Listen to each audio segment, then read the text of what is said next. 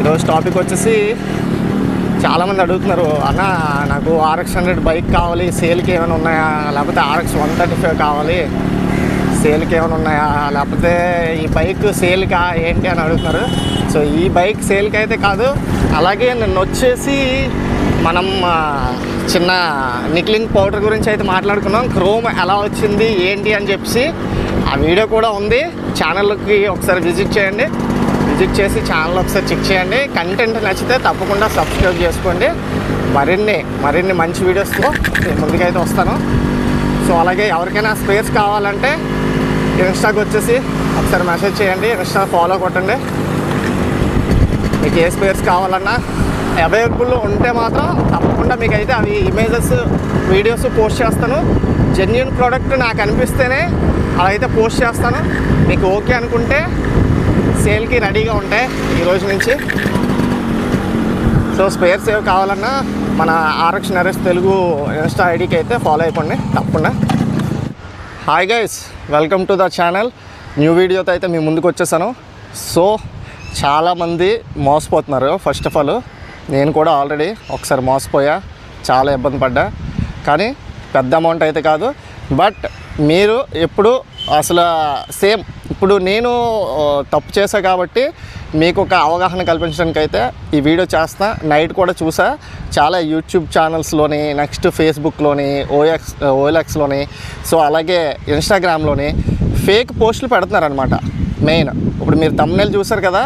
So RX 100 20,000కి వచ్చేస్తుంది, 15,000కి వచ్చేస్తుంది. మళ్ళీ ఫుల్గా కొత్త బండిలాగా నిక్లింగ్ అవన్నీ చేసేసి ఇంజిన్ అది సూపర్ ఉండి జపాన్ ఇంజిన్ లాగా మొత్తం అన్ని పోస్టులు అయితే ఎలా ఉన్నాయంటే ఓన్లీ 25,000 హోమ్ డెలివరీ డైరెక్ట్గా ఆల్ ఇండియా డెలివరీ.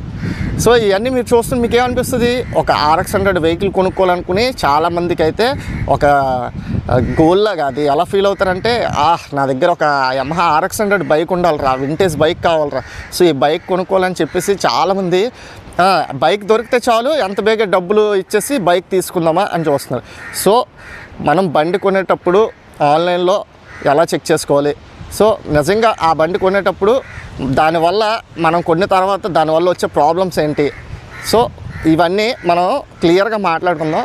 మెయిన్ ఏంటంటే RX 100 బండి తీసుకోవడానికి OLXలో, ఫేస్బుక్లో, ఇన్స్టాగ్రామ్లో, యూట్యూబ్లో ఇలా చాలామంది 20,000కే దొరికేస్తుంది, 15,000కే వచ్చేస్తుంది, మొత్తం పేపర్స్ అన్నీ వ్యాలిడ్ ఉంటాయి, యాక్టివ్లో ఉంటుంది వెహికల్, ఇన్సూరెన్స్, పొల్యూషన్ అన్నీ ఉంటాయని అయితే క్లియర్గా చెప్తారు. బట్ మీరు పొరపాటున OLXలో కానీ ఫేస్బుక్లో కానీ మెసేజ్ చేసి వాళ్ళకి మీ ఫోన్ నెంబర్ వెళ్ళిందో అనుకోండి, ఫస్ట్ ఆర్మీ వాడు అంటాడు, నేను ఆర్మీ జాబ్ వదిలేసి సో నేను వెళ్ళిపోతున్నాను, నా బైక్ ఇంటి దగ్గర ఉండిపోతుంది, అందుకని చెప్పేసి నేను బైక్ సేల్కి అయితే పెట్టేశాను చాలా తక్కువ ప్రైస్కి, మరి నేను ఉండట్లేదు కాబట్టి మొత్తం పేపర్స్ అన్నీ ఉన్నాయని చెప్పేసి మీకు బైక్ ఫొటోసు, వీడియోలు, బైక్ స్టార్ట్ చేసిన వీడియోలు, సీబుక్లు, ఆడిది ఐడెంటిటీ ఏది ఉందో ఆర్మీకి సంబంధించిన అవన్నీ ఫొటోస్, పాస్పోర్ట్ సైజ్ ఫొటోస్ మొత్తం అన్నీ మీకైతే క్లియర్గా వాట్సాప్ చేస్తారని చెప్పేసి హాయ్ అని పెట్టమన్నాడు, హాయ్ అని పెట్టేస్తారు. పెట్టిన తర్వాత వాట్సాప్ చేసేస్తారు. చేసిన తర్వాత మీరేంటి చూడగానే నిజమే మొత్తం అంతా వాట్సాప్ చేస్తాడు, సో ఈ జెన్యూన్ పర్సను నిజంగా government employee, navy job, army job అని చెప్పేసి ఇలాంటి వాళ్ళు అబద్ధాలు చెప్పరని చెప్పేసి మనం అనుకుంటాం. వాట్సాప్లో పెట్టేస్తాడు DP ఫ్లాగ్ పెట్టేస్తాడు, ఇండియన్ ఫ్లాగ్ పెట్టేసి ఇలా సెల్యూట్ చేస్తున్నట్టు ఆడి ఫోటో బ్యాక్ సైడ్ నుంచో ఏదో ఫోటో పెట్టేస్తాడు. మొత్తానికి మనం చూడగానే జెన్యూన్ ప్రొఫైల్ రా తీసుకొచ్చి ఇంకా కళ్ళు మూసుకుని అని చెప్పేసి అనుకుంటాం. ఆడేటంటాడు, సో డెలివరీ ఛార్జెస్ ఉంటాయి, ఒక 2,000 ఫస్ట్ మీరు పే చేయవలసి ఉంటుంది, నేను కొరియర్ దగ్గరికి వెళ్తున్నాను, కొరియర్ దగ్గరికి వెళ్ళి మీకు బైక్ పార్సల్ చేస్తానని చెప్తాడు. సో మీరేం చేస్తారు, వెంటనే ఒక 2,000 అయితే వాళ్ళకి పంపించేస్తారు. ఫోన్పే వచ్చేసింది కదా అప్పుడు. సో ఏంటంటే ఇంతకుముందు 100 లెక్క పెడితే 2,000 వాల్యూ తెలిసింది. సో ఇప్పుడు 2,000 అటు పంపించడానికి కానీ ఫోన్పేలో 200 అంతే 000 200 కొట్టేసి సెండ్ కొట్టేస్తాం. ఈజీ, అంటే విత్ ఇన్ సెకండ్స్లో మనం మనీని చాలా ఈజీగా వాడుకునే యాప్స్ వల్ల మనం చాలా ఫర్దర్గా కూడా ఫ్యూచర్లో కూడా చాలా ప్రాబ్లమ్స్ ఫేస్ చేయవలసి వస్తుంది.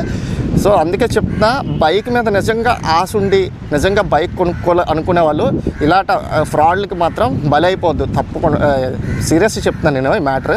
ఎందుకంటే నేను ఒకసారి అలాగే 2000 అయితే నేను అమౌంట్ అయితే పే చేయడం జరిగింది.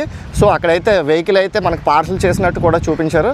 కానీ నేను పడినట్టు ఆ బాధ మీరు పడొద్దు. ఒక్క రూపాయి కూడా ఎవరికి వేస్ట్ చేయకుండా మీరేం చేయాలంటే, సో మీకు నచ్చిన మీకు తెలిసిన ఒక మంచి మెకానిక్ దగ్గరికి వెళ్ళండి.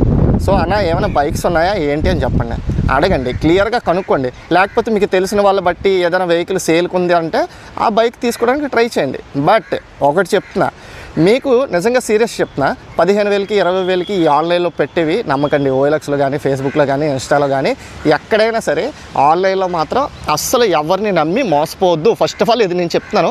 వీడియో కొంచెం లెంతీగా అనిపించవచ్చు, ఇంట్రెస్ట్ ఉన్న వాళ్ళు మాత్రం చూడండి, తప్పకుండా ఫుల్ వీడియో అయితే మీరు చూడండి. నెక్స్ట్, మీకు 30,000కి వెహికల్ దొరుకుతుందా? దొరుకుతుంది. 100% మీకు 30,000కి వెహికల్ దొరుకుతుంది. సో పాతగా ఉంటుంది. ఎంత యమహా RX 100లోకి వచ్చేసరికి మీకు ఎంత తుప్పు పట్టేసిన బండి అయినా పెట్రోల్ అయిగానే వెంటనే స్టార్ట్ అయిపోద్ది. మెయిన్ ఇంజన్ స్టార్ట్ అయిపోద్ది, రన్ అయిపోద్ది. మీరు ఎక్కడికైనా లోకల్లో తిరగాలంటే తిరగచ్చు ఈజీగా.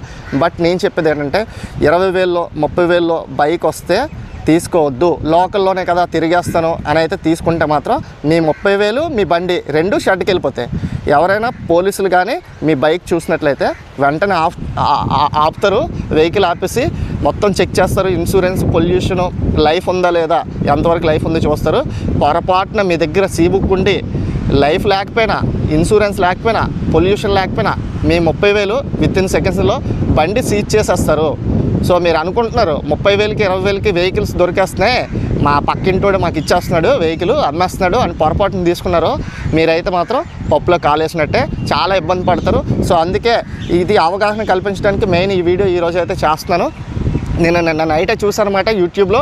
25,000కి ఎవరిదో వీడియో ఆడ తీసుకొచ్చి డౌన్లోడ్ చేసుకుని ఈడిదాలోని పైన టెక్స్ట్ పెట్టేసి 25,000 వాట్సాప్ నెంబర్కి వాట్సాప్ చేయండి, మీకు ఫొటోస్ పంపిస్తాను, మీరు అమౌంట్ ఆన్లైన్లో నాకు అడ్వాన్స్ ఫస్ట్ ఒక 2,000 to 2,500 మీరు షిప్పింగ్ ఛార్జెస్ పంపించవలసి ఉంటుంది, ట్రాన్స్పోర్ట్ ఛార్జెస్ పంపించవలసి వస్తుంది అని అయితే చాలామంది చెప్తారు. సో అవన్నీ నమ్మొద్దు, మైండ్లో పెట్టుకోండి నేను చెప్తుంది. మీరు అలాగని నెక్స్ట్ మీకు లోకల్లో కూడా 30,000కి 40,000కి 50,000కి ఇలా మంచి వెహికల్స్ అంటే మొత్తం పెయింటెడ్, రీపెయింటెడ్, రిస్టోర్ అన్నీ అయిపోతాయి అనమాట.